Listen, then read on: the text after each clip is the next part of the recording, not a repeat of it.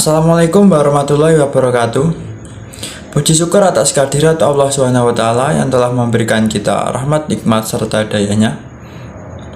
Di sini kami akan menyampaikan materi yang sudah kelompok kami siapkan. Sebelumnya, yang terhormat kepada Ibu Naila Riza Umami MPD, selaku dosen pengampu mata kuliah Ekonomi Pendidikan, dan yang saya hormati juga para pemateri. Perkenalkan, nama saya Gilantri Prasetyo dengan NPM 21187203035 sebagai moderator yang akan memimpin berlangsungnya presentasi. Langsung saja kita mulai presentasinya tentang konsep manajemen pendidikan. Kepada pemateri, saya persilakan untuk menyampaikan materinya. Terima kasih. Pengertian manajemen pendidikan. Manajemen pendidikan merupakan salah satu cabang ilmu sosial yang pada intinya adalah mempelajari tentang perilaku manusia yang kegiatannya sebagai subjek dan objek. Secara filosofis, perilaku manusia terbentuk oleh interaksi antar manusia, iklim organisasi, konteks organisasi, dan sistem. Kegiatan interaksi tersebut baik secara sendiri maupun bersama-sama saling berinteraksi pula dengan lingkungan eksternalnya. HAR Tielar berpendapat bahwa manajemen pendidikan adalah mobilisasi segala sumber daya pendidikan untuk mencapai tujuan pendidikan yang telah ditetapkan. Dijaman Satori memberikan pengertian manajemen pendidikan sebagai seluruh proses kerja sama dengan memanfaatkan semua sumber personil dan materi yang tersedia dan sesuai untuk mencapai tujuan pendidikan yang telah ditetapkan secara efektif dan efisien. Menurut Sulistro-Rini, manajemen pendidikan adalah suatu kegiatan atau rangkaian kegiatan yang berupa proses pengelolaan usaha kerjasama sekelompok manusia yang tergabung dalam organisasi pendidikan untuk mencapai tujuan pendidikan yang telah ditetapkan sebelumnya agar lebih efektif dan efisien. Lihat dari pengertian manajemen dan pengertian pendidikan di atas, maka kita dapat mendefinisikan manajemen pendidikan sebagai suatu proses perencanaan, pengorganisasian, pelaksanaan, dan pengawasan dalam pengelolaan sumber daya yang berupa money, material, method, dan means, market, minus, dan inversion untuk mencapai tujuan yang efektif dan efisien dalam bidang pendidikan. Objek atau sumber daya yang menjadi kajian dalam manajemen pendidikan ada 7, yaitu A. Man atau manusia adalah unsur terpenting yang perlu dikelola dalam manajemen pendidikan. Pengelolaan yang biasa dilakukan misalnya dengan mengorganisasikan manusia dengan melihat apa yang menjadi keahlian orang tersebut. B. Money atau uang dimaksudkan untuk mengelola pendanaan atau pembiayaan secara efisien sehingga tidak terjadi pemborosan dalam suatu lembaga pendidikan. C. Material atau bahan material merupakan aspek yang tidak kalah penting dalam manajemen pendidikan. Melalui pengelolaan material, maka bisa terbentuk kurikulum yang berisi panduan dasar untuk mentransfer ilmu dari guru ke siswa. D. Pengelolaan metode juga harus dilakukan dengan baik. Metode yang digunakan untuk mengajar guru di sekolah satu dengan guru di sekolah lain tidak sama, karena tergantung pada kesikapan siswa yang diajar.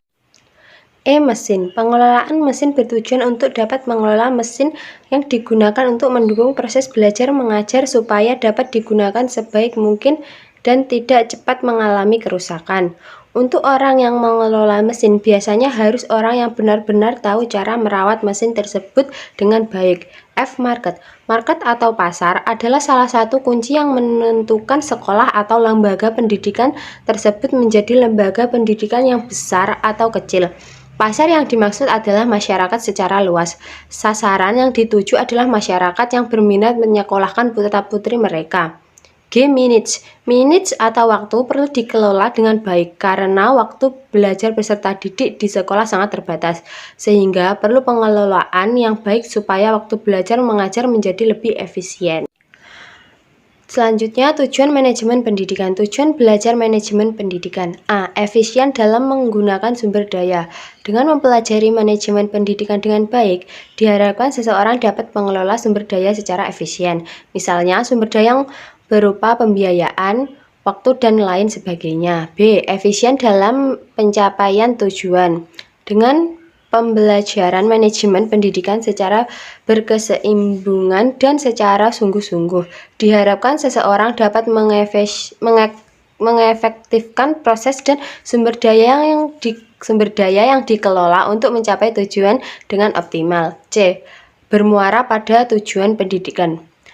Tujuan manajemen pendidikan tidak akan lepas dari tujuan pendidikan nasional, yaitu bertujuan untuk mengembangkan kemampuan dan membentuk watak peserta peradaban bangsa yang bermartabat dalam rangka mencerdaskan kehidupan bangsa. Bertujuan untuk berkembangnya potensi peserta didik agar menjadi manusia yang beriman dan bertakwa kepada Tuhan Yang Maha Esa, berakhlak mulia, serta berilmu, cakap, kreatif, mandiri, dan menjadi warga negara yang berdemokratis serta bertanggung jawab. D. Mendukung kegiatan pendidikan dalam upaya mencapai tujuan pendidikan. Manajemen pendidikan juga mendukung dan memfasilitasi kegiatan pendidikan baik secara langsung maupun tidak langsung. Kegiatan pendidikan yang didukung dengan manajemen pendidikan yang baik akan mendapatkan hasil yang baik sehingga tujuan pendidikan yang ditargetkan dapat tercapai. Menurut Short and Voice, tujuan utama manajemen adalah produktivitas dan kepuasan.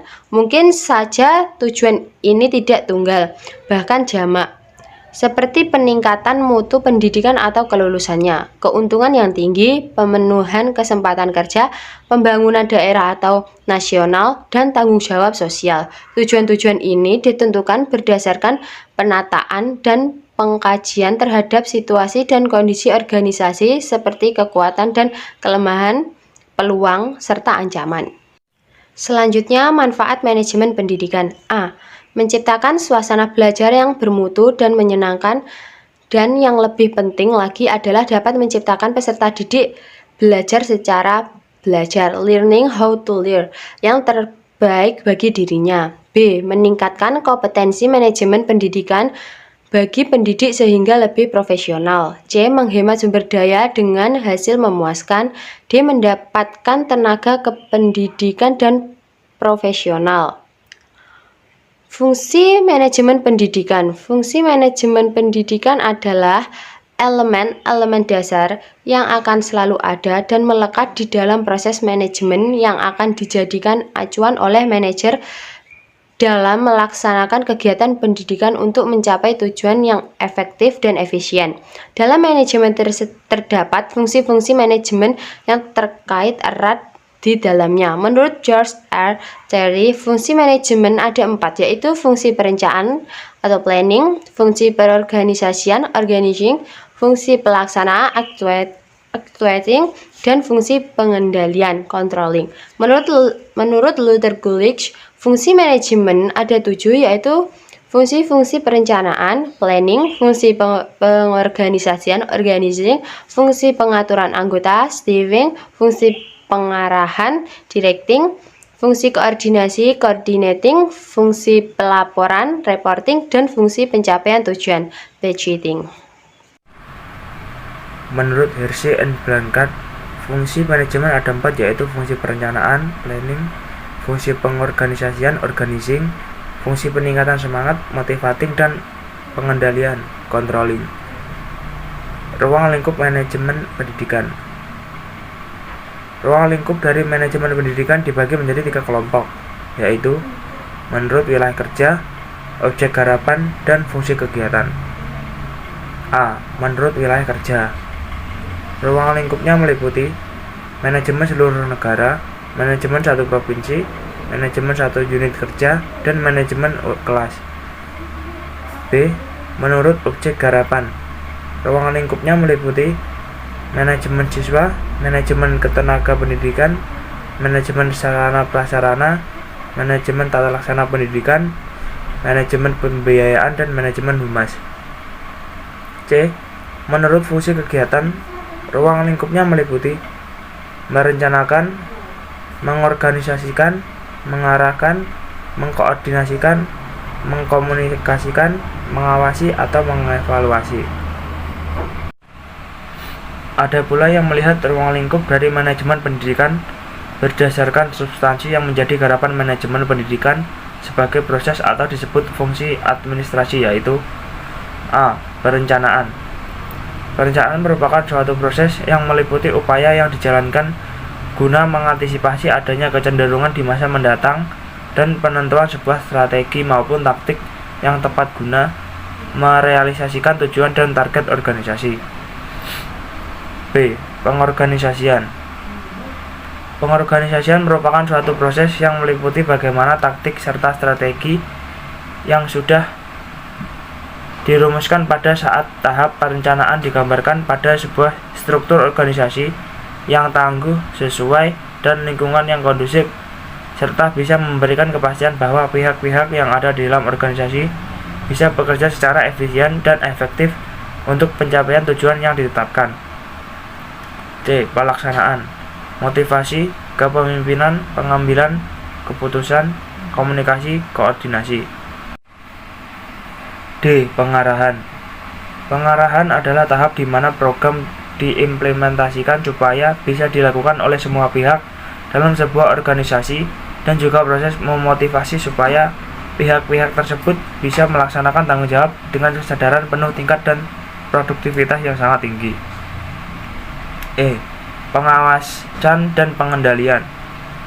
Pengendalian adalah proses yang dijalankan guna rangkaian aktivitas kegiatan yang sudah direncanakan, diorganisasikan, serta diimplementasikan, dipastikan berjalan dengan semestinya sesuai target yang telah diharapkan, walaupun ada beberapa perubahan yang terjadi di dalam lingkungan yang dihadapi. Baik, itu tadi materi yang telah disampaikan oleh para pemateri. Sekian presentasi dari kelompok kami. Semoga bisa memberikan manfaat bagi kita semua. Dan apabila ada salah kata atau tingkah laku dari saya sebagai moderator, mohon maaf yang sebesar-besarnya.